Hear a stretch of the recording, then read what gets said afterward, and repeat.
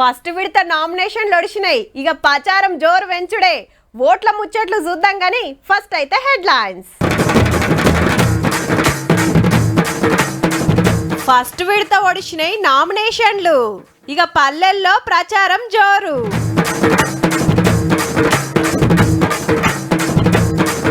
దీక్షా Diwas సంబురాల్లో car. అసలేం జరిగిందో చూడాలే అందరూ.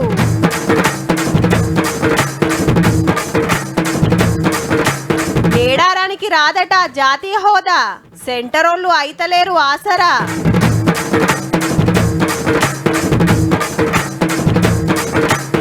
రేట్లు తగ్గియాలని నిరసన.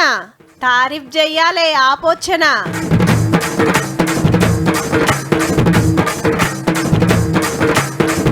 డాక్టర్కే పెట్టిండ్రు సూటి. పట్నంలా 14 కోట్లు లూటి. చిన్నమ్మ ఇంట్లో 4 ఓట్లు మాకే వడాలే చూడు. ఓ మామ పోయిన తాపకే మీ ఓడన అటే వేసినావు. ఏమన్నా నాసరైందా? పింఛన్ కూడా నేనే పెట్టించిన. మర్చిపోకు జరా. ఎమ్మెల్యేతోటి మాట్లాడి మన ఊరికి బస్ వేయించిన. గెలిపిస్తే ఇంకింత డెవలప్ చేస్తా. జర చూసేయాలే. ఇగో గిట్ల నడుస్తున్నది ఊర్లల్లా. ఆల్రెడీ జోరుగా ప్రచారాలు షురువైనాయి. ఇంకో 10 రోజులైతే ఊర్లకు కొత్త సర్పంచులు వార్డు మెంబర్లు వచ్చుడే. ఇక రైట్, నామినేషన్ లేసుడు కూడా వచ్చింది. హాకర్ నాడు చాలా మంది వచ్చారు కాగితాలు పట్టుకొని. ఇప్పుడు తప్పితే మళ్ళీ 5 ఏళ్ల దాకా ఎయిటింగ్ చేయాలన్నాయే. అప్పటి వరకు రిజర్వేషన్ ఎట్లుండేది తెలియదు కాబట్టి ఛాన్స్ వచ్చినప్పుడే సగబెట్టిరు అన్నట్టు. ప్రపోజ్ చేసేటోళ్ళు 3 అన్నారు. ఇంతకుముందు ఏంటంటే ఒక క్యాండిడేట్ బలపరుషులు ఉంటే సరిపో. ఇప్పుడు బ్యాంక్ అకౌంట్ అంటే బ్యాంక్ వాళ్ళు ఇస్తారు. ఇప్పుడు నిలుచున్న వాళ్ళకి చాలా ఇబ్బంది అవుతుంది. కరీంనగర్ జిల్లా లక్ష్మీదేవి పల్లె లాగి స్వామి 1000 రూపాయల సిక్కలు పట్టుకొని వచ్చిండు నామినేషన్ కు. మున్పు వార్డు మెంబర్ గా నిలబడితే ఒక్క ఓటుతో ఓడిపోయిండట. నేను గతంలో సమానంగా ఓట్లు రావడం వల్ల రీకౌంటింగ్ పెట్టడంతో ఒక ఓటు తక్కువ రావడం వల్ల నేను ఒక్కోటుతో ఓడిపోయాను. ఇప్పుడు అనిపించింది ఒక్కోటు అంటారు, ఒక్కోటు ఎంత ముఖ్యం అనేది ఇప్పుడు అనిపించింది నాకు. ఆదిలాబాద్ జిల్లా ఎమ్మాయి కుంటల ఒక కుటుంబంలో 3 అన్నదమ్ములు నామినేషన్లు వేసిండ్రు.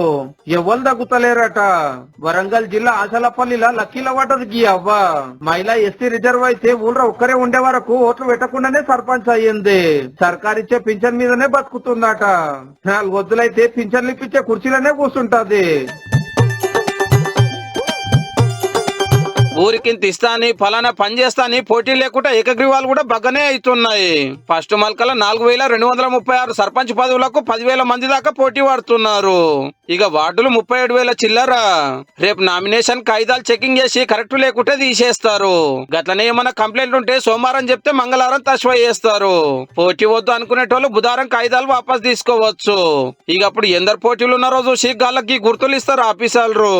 ఆ కాంచెలి ఇంటింటికి తిరుగుడు గుర్తులు చూపించుడు జోరుంటది.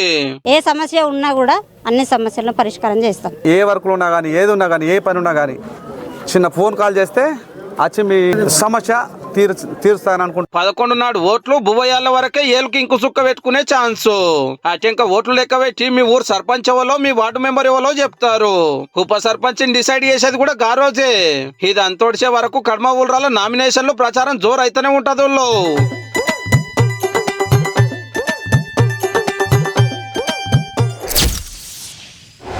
ఒక్కరు కొట్లాడితేనో, ఒక్కరు పోరాటం చేస్తేనో, ఒక్క పార్టీ ముంగట పడితేనో తెలంగాణ రాలే. పాత 10 జిల్లాలు 3.5 కోట్ల మంది లడాయి చేస్తే మన తెలంగాణ మనకయింది. కవులు, మేధావులు, కళాకారులు ఒక్కటై కొట్లాడిండ్రు. 100ల మంది బలిదానాలు, 1000ల మంది మీద కేసులు. పార్టీలు జెండాల కంటే ప్రాంతం ముఖ్యమని అందరం కలిసి జంగు లేపినం. గా పోరాటంలా గిది కూడా ఒకటి. దీక్షా దివాసు జోరుగా చేసింది గులాబీ పార్టీ. హైదరాబాద్ ఆఫీస్ లో రామన్న, సిద్దిపేటలో హరీష్ అన్న, జిల్లాలలో కడమోళ్ళు. దీక్షా దివాస్ అంటే 16 ఏళ్ల కిందట తెలంగాణ కోసం కేసీఆర్ సారు ఆమరణ దీక్ష పట్టిన రోజు. కరీంనగర్ కెంచి దీక్షకు బయలుతుంటే పోలీసులు అరెస్ట్ చేసి ఖమ్మం పట్టుకుపోయిండ్రు. చావు నోట్లో తలబెట్టిన ఒక సాహసి కేసీఆర్ సచ్చుడో తెలంగాణ వచ్చుడో ఏదో ఒకటి తేలాలి అని ఒక మహానాయకుడు గర్జించిన రోజు. పోరాట సముద్రం పోటెత్తి సునామీ సృష్టించిన రోజులు ఆ 11 రోజులు. పానం లెక్క చేయక మా సార్ దీక్ష పట్టిండు కాబట్టి సెంటర్లు తెలంగాణ ఇచ్చిరని యాద్ చేస్తానికి 17 నవంబర్ 29కి కార్యం పెడుతుంటే ఈ ఏడింకి ఎక్కువనే చేసిండ్రు.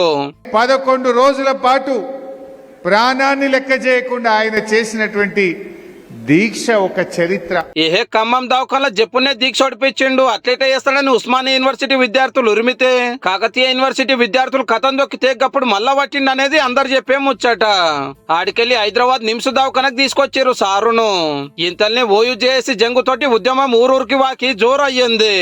తెలంగాణ రాష్ట్రం ఇస్తామని డిసెంబర్ 9 నాడు సెంటర్ వాళ్ళు మాటిస్తే అప్పుడు మళ్ళొక పారి నిమ్మరసం దాగి దీక్ష విరమించిండు. కేసీఆర్ గారు చేసిన దీక్ష అదొక నాటకం. దీక్ష వల్ల తెలంగాణ రాలే. 8 రోజుల్లో దీక్ష విరమణ చేశారు, పలాయనం చిత్తగించారు. అప్పుడు ఉస్మానియా యూనివర్సిటీ మొదలుకొని అన్ని యూనివర్సిటీల విద్యార్థులు, యువకులు ఈ బిడ్డల యొక్క ఉద్యమాన్ని చూసి చలించి సోనియా గాంధీ గారు తెలంగాణ ఇచ్చినారు. అటు ఆంధ్ర లీడర్లు రాజీనామా చేసి తెలంగాణ నాపబోతే మన కాడ పొలిటికల్ చేసి ఉట్టి మిలియన్ మార్చు, సాగరహారం, సకల జనుల సమ్మె, వంట వార్పు, రైలు రోకోలు, అసెంబ్లీ ముట్టడి, ధర్నాలు, దీక్షలతోటి 10 జిల్లాల పబ్లిక్ లడాయి చేస్తే 1200 మంది అమరులైతే అన్ని పార్టీల హిమ్మత్ తోటి మన రాష్ట్రం మనకు అయింది 5 ఏళ్ల తర్వాత. తెలంగాణ కొరకు తన ప్రాణాలను సైతం లెక్క పెట్టకుండా శ్రీకాంతచారి నుంచి, సిరిపురం యాదయ్య నుంచి, వేణుగోపాల్ రెడ్డి నుంచి, ఈశాన్ రెడ్డి నుంచి 1200 మంది చనిపోయిన దానికంటే కూడా ఈయన దీక్ష చేసింది గొప్ప అని చెప్పుకునే ప్రయత్నం చేస్తున్న పరిస్థితి. ఉన్నది ఉన్నట్టు, జరిగింది జరిగినట్టు చెప్పుకోకుంటే తెలంగాణ రాష్ట్రం పోరాటం అసలు చరిత్ర తెలవకుండా అవుతుంది మళ్ళా.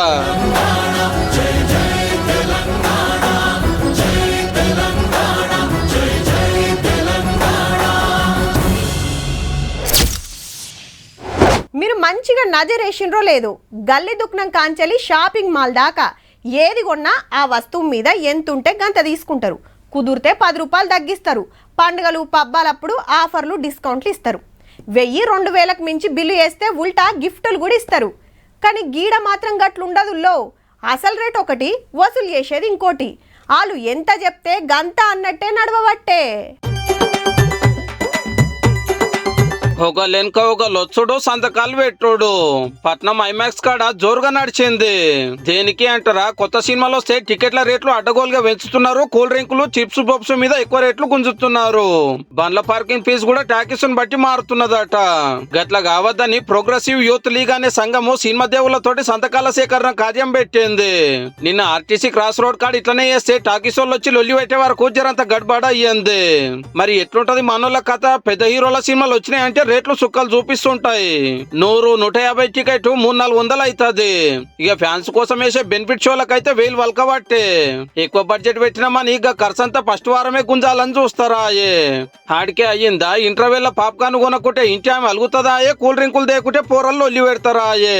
బయట 20-30 రూపాయలకు దొరికే టీ ఈడ 100-150 పెట్టాలి. అట్లని ఇంటి కంచెల్లి తెచ్చుకుంటామంటే ఒప్పుకోరు మళ్ళా. ఇక టాకీస్ ల పార్కింగ్ ఫీజులు తీసుకోవద్దని రూల్ ఉన్నా ఆడాడ వసూలు చేస్తూనే ఉన్నారు. ఈ లెక్కన ఇంట్లో 4 కొత్త సినిమా చూడాలంటే 2-3 వేలు పెట్టవలసిందే. ఏ గింత ఖర్చు వాళ్ళు పెడతారు? మా సినిమా దేవుడు అయిపోమ్మ టాకీస్ లా చూస్తామని అటుగా పడుతున్నారు అంతా. ఎట్లనో పైరట్ చేస్తోళ్ళని పట్టుకున్నామని గొప్పలు చెప్తున్నారు కానీ మరి ఈ రేట్ల లెక్క లెవెల్ కంట్రోల్ చేయాలి. కామన్ మ్యాన్ కు సినిమా కష్టాలు లెవెల్ తప్పియాలి సాలరు. బరాబర్ 2 నెలలున్నది మేడారం జాతరకు. ఆల్రెడీ భక్తులు పోతూనే ఉన్నారు, మొక్కులు పెడతానే ఉన్నారు. జాతర టైంకు మంది బగ్గొస్తారని ముందే పోయి తుర్తిగా గొలుసుకొని వస్తున్నారు చాలా మంది. ఇంకో దిక్కు డెవలప్మెంట్ పనులు సుతా జోరుగా నడవబట్టే యాటలు బండ్లు మాట్లాడి పెట్టుకుంటున్నారు ముందే. ములుగు గట్టమ్మ దర్శనం చేసుకొని మేడారంతో దొక్కుతుర్రంతా. అయితే వరంగల్లో భద్రకాళమ్మ, హన్మకొండ 1000 స్తంభాల రుద్రేశ్వరుని దర్శనం చేసుకుని మేడారం డెవలప్మెంట్ మీద గీ ముచ్చట చెప్పిండు సెంటర్ మంత్రి కిషన్ రెడ్డి సారు. అనేది ఎక్కడ కూడా దేశంలో ఏ ఫెస్టివల్ కు లేదు, ఇక్కడే కాదు ఎక్కడ కూడా ఏ ఫెస్టివల్ కూడా జాతీయ హోదా లేదు. అంటే మేడారానికి సుధా జాతీయ హోదా లేదన్నట్టే. ఆసియా ఖండంలోనే అతిపెద్ద గిరిజన జాతర. 2 ఏళ్ల కోపారి జరిగితే కోట్ల మంది భక్తులు వస్తారు. జాతీయ హోదా ఇస్తే సెంటర్ కెళ్లి బాగా పైకం వస్తుంది, డెవలప్మెంట్ పనులు రువ్వడిగా అవుతాయి, దునియాల సుధా గుర్తింపు వస్తుంది. అందుకే ఏళ్ల కమానం లోకల్ లీడర్లు అటు సర్కార్ డిమాండ్ చేస్తుంటే సెంటర్ టూరిజం మంత్రి గారేమో గిట్లనబట్టే. పోనీ జాతరకు మీదికెళ్లి సరిపోని పైకం పంపుతున్నారా అంటే అది లేదు. ఈ ముచ్చటిట్లుంటే మహాజాతరకు మేడారం ముస్తాబైతుంది. 150 కోట్లతోటి పనులు చేపిస్తుంది సర్కారు. గద్దెలు పెద్దగా చేసుడు, జంపన్నవాగు దగ్గర షెడ్లు కట్టుడు, బస్టాండ్ దాకా పెద్ద రోడ్లు పోసుడు, మంచినీళ్ల సౌలతి, అన్ని పనులు జోరుగా నడుస్తున్నాయి. ఆరమారం మంత్రులు పోయి పనులు అరుచుకుంటున్నారు. వచ్చే జనవరి 28కెళ్లే మహాజాతర చాలా అయ్యేది. అప్పటి వరకు మాస్టర్ ప్లాన్ ప్రకారం అన్ని పనులు ఒడిసి జాతర జోరుగా చేసే పనులుంది సర్కారు.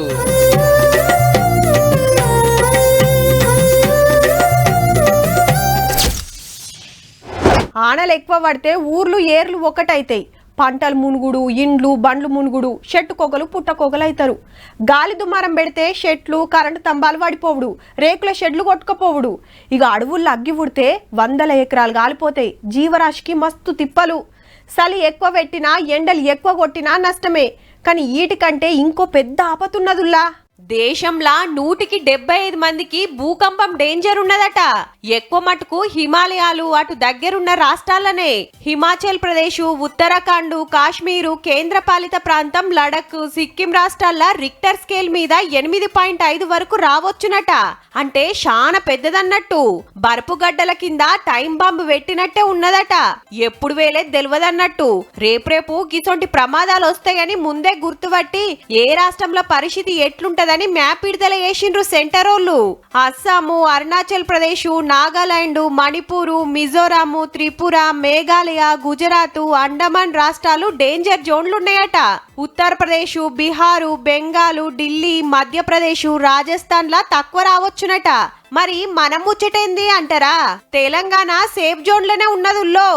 ఆంధ్ర, ఛత్తీస్గఢ్, కర్ణాటక, గోవాల సుత పెద్ద భూకంపాలు వచ్చే పరిస్థితి లేదట.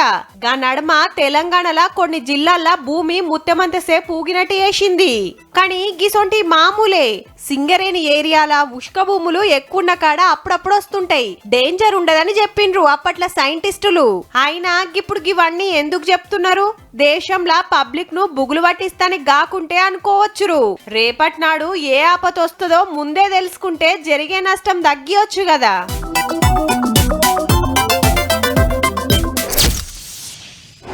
మార్కెట్లో అన్నిటికీ కలితొచ్చినాయి అబ్బా. ఎచ్చి పచ్చి తయారు చేసుడు, సేమ్ టు సేమ్ కంపెనీ వస్తువు లెక్కనే ప్యాకింగ్ చేసుడు. పరీక్ష బట్టి చూస్తే తప్ప ఏది నిజమో ఏది నకిలీయో తెలియకుండా అయింది. సోషల్ మీడియా పుణ్యమా అని పబ్లిక్ పరిస్థితి చూస్తా గట్లనే అయిందబ్బా. మనకు దోస్తులైన వాళ్ళు ఏసంటోళ్ళో తెలియదు, ఆ పేరు మీద నియంగా వాళ్ళే ఉన్నారా తెలియదు. కానీ ఉత్తగానే నమ్ముడు, ఆ టెన్క నెత్తికి చేతులు పెట్టుడైతే పక్కా. పాపం ఫేస్బుక్ ప్రేమ 14 కోట్లు తుట్టిపెట్టింది పట్నంలో ఓ డాక్టర్ కు. ఎర్రగడ్డ ఏరియాలో ఓ ప్రైవేట్ దవాఖానలో పనిచేస్తాడట. గా మొన్న ఫేస్బుక్ లా మోనికా అనే పేరుతోటి ఫ్రెండ్ రిక్వెస్ట్ వచ్చిందట. పెన్ల ఇడుపు కాగితం తీసుకున్నా అని చెప్తే ఏమటే దోస్తుని చేసుకున్నాడు. చాటింగ్, వాట్సాప్ కాల్స్ మాట్లాడు నడిచిందట. అయితే నేను ఓ షేర్ మార్కెట్ కంపెనీలో పనిచేస్తా, పెట్టుబడి పెడితే మంచిగా లాభాలు కమాయించొచ్చని చెప్పిందట. ఒక 1 lakh వరకు ఇన్వెస్ట్ చేపిస్తే 85,000 ప్రాఫిట్ వచ్చింది. ఆ ప్రాఫిట్ అమౌంట్ ఈయన బ్యాంక్ అకౌంట్ కు ట్రాన్స్ఫర్ చేసుకున్నాడు. అప్పుడు ఈయనకి కాన్ఫిడెన్స్ వచ్చింది. ఒక్క రోజులనే లక్షకు 85,000 లాభం వచ్చే వరకు నమ్మిండన్నట్టు. ఆ టెన్క ఎక్కువ పైకం పెడితే ఎక్కువ కమాయించొచ్చని ఉబ్బిస్తే లోన్లు తెచ్చి ఆస్తులు గుద్వబెట్టి 14 కోట్ల వరకు పెట్టిండట 4-5 నెలల్లో. ఆ టెన్క షురువైంది అస్సలు కథ. బ్యాలెన్స్ 35 crores చూపిస్తుంది, కానీ విత్డ్రా కావడం లేదు. అది విత్డ్రా కావాలి అంటే కనుక ఇంకో 30% ట్యాక్సులు కట్టాలి దానికి అని చెప్తారు. మోసపోయినా అని కేసు పెడితే ₹1 కోటి రికవరీ చేసిండట పోలీసులు. మాట్లాడింది నిజంగా మైలనో కాదో తెలియదు. ఏఐ టెక్నాలజీతోని లేడీ గొంతును బుట్టించి సైబర్ దొంగలే మాట్లాడుండొచ్చు. చూస్తున్నారు కదా, పెద్ద పెద్దోళ్ళనే అల్కగా బోల్తా కొట్టిస్తున్నారు. జర హుషారుండ్రి మరి.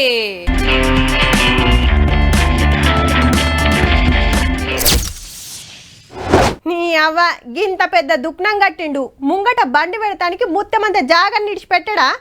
గటెందుకు పోయినవురా? పార్కింగ్ తోటి పెద్ద పరిశానే ఉంటది. జరషెప్ కూడా ఏడ ఆప్తానికే ఉండది. ఈ ఇరుకు సందులా నడుస్తానికే తొవ్వలేదంటే ముంగట బండోటి పెట్టవట్టే. ఇగో గిట్లుంటది. పట్నంలో ఉండేటోళ్ళు బండ్లు బయటికి తీయాలంటే ఫస్ట్ ఆలోచన చేసేది పార్కింగ్ గురించి. కానీ గిడగా పరిశానే లేదబ్బా. కారీడ పెట్టి కట్టుకొత్తంగానే మెల్లగా మీదికి పోతుంది. పైన చూడుర్రి ఇంకో 5-6 బండ్లు ఉన్నాయి. మల్టీ లెవెల్ పార్కింగ్ అన్నట్టు. పట్నంలో కేబీఆర్ పార్క్ దగ్గర చాలా అయింది. పార్కు కు వాకింగ్ వస్తోళ్ళు తొవ్వెంట బండ్లు పెట్టిపోతుంటే ట్రాఫిక్ తక్లీఫ్ అవుతుందని ఈ ఉపాయం చేసిండ్రట. 400 గజాల జాగాలో 72 కార్లు పెట్టొచ్చు అంటే చూడుర్రిగా. బైకులు కూడా పెట్టుకోవచ్చునట. హైదరాబాద్ లో ఇదే తోల్తా సపరేట్ యాప్ తీసుకొచ్చిండ్రు. అందులో ముందే బుకింగ్ చేసుకొని ఇడికి వస్తే కంపెనీ వాళ్ళే ఇట్లా బండ్లు మీదికి ఎక్కిస్తారన్నట్టు. కార్లకైతే గంటకు ₹30 ఛార్జీ. అటెన్కి ఎంతసేపు పెట్టినా ఇంకో ₹60 తీసుకుంటారట. బండ్లు పెడతానికి జాగలేదని అటు ఇటు దేవులాడు తొవ్వెంట పెట్టి తిప్పలవాడు ఉండదన్నట్టు. పట్నంలో ఇంకిన్ని జాగాల్లో గిసొంటివి పెడితే పార్కింగ్ కష్టాలు తప్పినట్టే.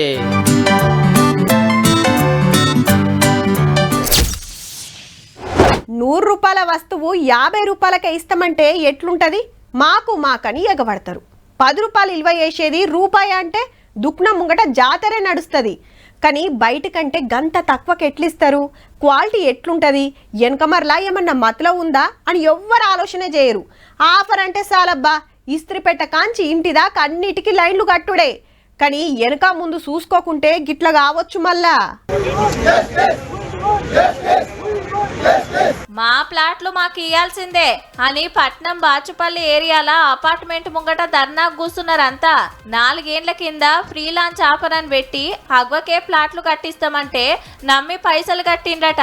బ్యాంకు లోన్లు తీసుకున్నారు. నెల కిస్తీలకు మిత్తిలు కడుతున్నారు. కానీ ఈడ ఇంట్లో అయితే హ్యాండ్ ఓవర్ చేస్తలేరట గీ రియల్ ఎస్టేట్ కంపెనీ వాళ్ళు. కట్టుడొడిచినా ఇంకా ఎందుకు ఇయ్యరని ఆఫీస్లకు వచ్చి గట్టిగానే లడాయి చేసిండ్రు. 21 కట్టి ఇప్పుడు 24 నుంచి 25, 26, 27 ఎప్పుడు బరాబర్ పైసలు తీసుకున్నది నిజమే, కట్టింది నిజమే. మరి ఎవల ప్లాట్ల వాళ్ళకి అప్ప చెప్తే అయిపోతుంది. ఇంకా ఎందుకు ఆపుతున్నారో వెనక మళ్ళీ ఏం లింకులు ఉన్నాయో గానీ ఇండ్ల పేరు మీద రోజుకో ఏరియాల మోసాలు బయటపడబట్టే 10 రూపాయలు అగ్వకొస్తున్నాయని ఆశపడితే మొత్తానికే గుండ్లు కొట్టే కథ అవుతున్నది. జర చూసుకోండి మరి. చూసిండ్రు కదా, ఇక ఇవుల్లా ఇయాల్టి తీన్మార్ ముచ్చట్లు ఉంటాం. మళ్ళా నమస్తే.